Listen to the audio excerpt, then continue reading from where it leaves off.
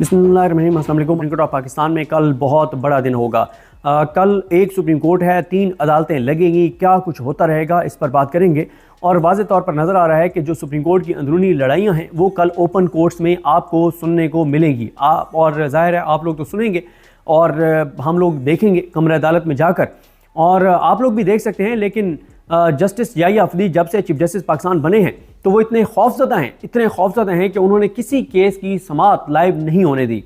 और वो नहीं चाहते कि किसी केस की समाअत लाइव हो, क्योंकि जजेस सवाल करेंगे, और जब जजेस सवाल करेंगे तो याहिया अफदी साहब की जो इस निज़ाम के लिए सहूलतकारी है वो एक्सपोज होगी, उसकी आवाम बरारास्त सुनेगी कि जजेस क्या कह रहे हैं। लेकिन याहिया अफदी साहब खैर लाइव प्रोसीडिंग ना भी होने दें, लेकिन कोर्ट रिपोर्टर्स मौजूद हैं।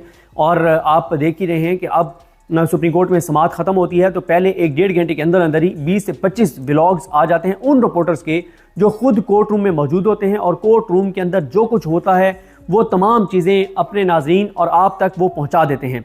और कल का दिन शुरू होगा, सबसे पहले फैसला सुनाएंगे, और वो फैसला जो सुनाया जाएगा उस फैसले में ये देखना होगा कि वो क्या कहते हैं, कि वो कमेटी को शोकॉज नोटिस कर रहे हैं या वो फुल कोर्ट बनाने की रिक्वेस्ट कर रहे हैं, रिकमेंड कर रहे हैं, जुडिशल ऑर्डर कर रहे हैं, हुक्म दे रहे हैं, डायरेक्ट कर रहे हैं, क्या करते हैं। तो कल ये फैसला बहुत इंपॉर्टेंट है, और ये फैसला जो है ये अदलिया में लड़ाई का में इजाफा भी कर सकता है। क्योंकि मंसूर अली शाह साहब अगर अपने हलफ के मुताबिक देखें, मैं इतफाक करता हूँ मतीउल्लाह जान साहब के साथ कि ये जो कहा जाता है कि इंसाफ करो चाहे आसमान ही क्यों ना गिर जाए, तो अगर याहिया अफरीदी, अमीनुद्दीन खान, जमाल खान मंदोखेल और इन सारों को तौहीन अदालत का नोटिस करना बनता है तो मंसूर अली शाह साहब को करना चाहिए नोटिस। ये नहीं देखना चाहिए कि हम आंगी का तकाजा ये है, मुनासिब बात ये होगी और हम चीज़ों को क्या उसकी तरफ नहीं लेकर जाना चाहते इसलिए हम नोटिस नहीं कर रहे। नोटिस अगर बनता है तो करना चाहिए, जो भी खैर कानून के मुताबिक उनको करना चाहिए।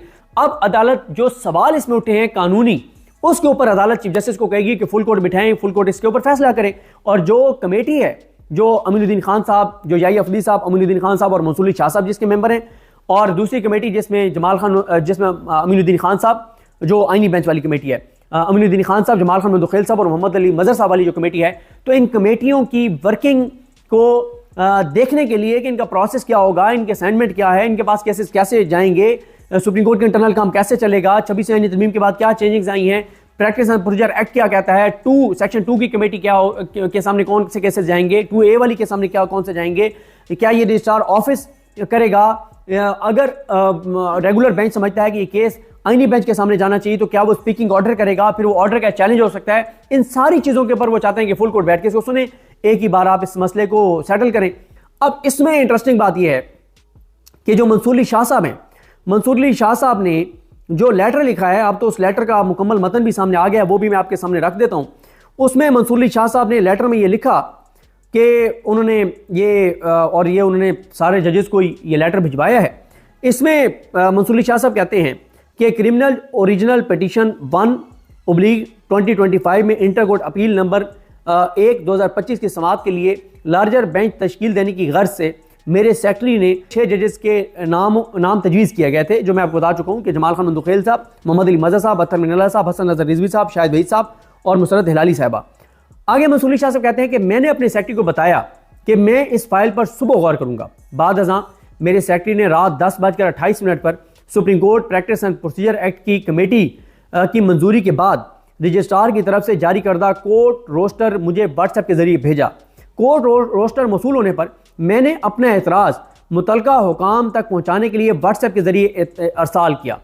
मैं यहाँ मज़कूरा एतराज़ रिकॉर्ड के साथ साथ मज़कूरा और लार्जर बेंच की तश्कील के पस मंज़र के सिलसिले में रिकॉर्ड पर लाना चाहता हूँ। वो कहते हैं कि पिछले रोज़ जुडिशल कमीशन के इजलास के बाद मोअज़्ज़िज़ चीफ जस्टिस ने अपने चैम्बर, याहिया अफदी साहब ने अपने चैम्बर में कमेटी का गैर रस्मी इजलास बुलाया, गैर रस्मी इजलास, जिसमें मोअज़्ज़िज़ चीफ जस्टिस याहिया अफदी, मैं खुद यानी मंसूर अली शाह और आईनी बेंचेस के सीनियर तरीन जज जस्टिस अमीनुद्दीन खान शरीक थे। मदरजा बाला मामले में लार्जर बेंच तश्कील देने पर इतफाक हुआ कि डिस्कस हुआ कि इंटर कोर्ट अपील आई है, उसके लिए लार्जर बेंच तश्कील देना। तो कहते हैं मैंने इतफाक किया कि आप दे दें लार्जर बेंच तश्कील। लेकिन वो कहते हैं कि मैंने सीनियरिटी के लिहाज से 5 जजेस पर मुश्तमिल लार्जर बेंच तश्कील देने की तजवीज़ दी। अब वो अगर इनकी बात माने तो वो 5 जजेस कौन से बनते हैं, वो उसकी बेंच की सप्लाई करनी थी अत्तर मिनल्ला साहब ने, और अत्तर मिनल्ला साहब के बाद जो है वो 5 जज बनते थे।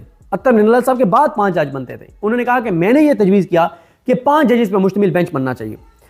जिसमें वो जजेस शामिल ना हो जो मफादात के टकराव की वजह से मज़कूरा इंटर कोर्ट अपील नहीं सुन सकते। यानी मफादात का टकराव आपको अर्ज कर देता हूँ, यानी वो जज जो प्रैक्टिस एंड प्रोसीजर कमेटी में थे और जो ये रेगुलर कमेटी में और जो आईनी बेंच की कमेटी में थे। यानी कौन कौन इस केस में नहीं बैठ सकता? याहिया अफरीदी साहब, मंसूर अली शाह साहब और अमीनुद्दीन खान साहब। दूसरी कमेटी के जो हैं वो अमीनुद्दीन खान साहब, जमाल खान मुदखेल साहब, मोहम्मद अली मजहर साहब। तो ये जज जो हैं वो कमेटी में नहीं बैठ सकते, बेंच में नहीं बैठ सकते। उन्होंने कहा कि इनके अलावा मैंने कहा कि आप 5 रुकनी बेंच जो है वो तश्कील दे दें। उसके बाद वो कहते हैं कि जिन जजेस को इस मामले में मफाद का जिन जजेस का इस मामले में मफाद का टकराव है वो इस बेंच में नहीं बैठ सकते, क्योंकि मंसूर अली शाह साहब कहते हैं कि मैंने जो तजवीज़ दी, जब मैंने ये तजवीज़ दी थी कि 5 रुकनी बेंच बनाएं, तो उस वक्त चीफ जस्टिस ने कहा था कि नहीं, 4 रुकनी बेंच जो है वो बनाया जाएगा। तो मौजूद चीफ जस्टिस का कहना था कि वो इस मामले में 4 रुकनी बेंच बनाना पसंद करेंगे और वहां पर इजलास खत्म हो गया। और वो कहते हैं कि जो 4 रुकनी बेंच था उसमें कौन था?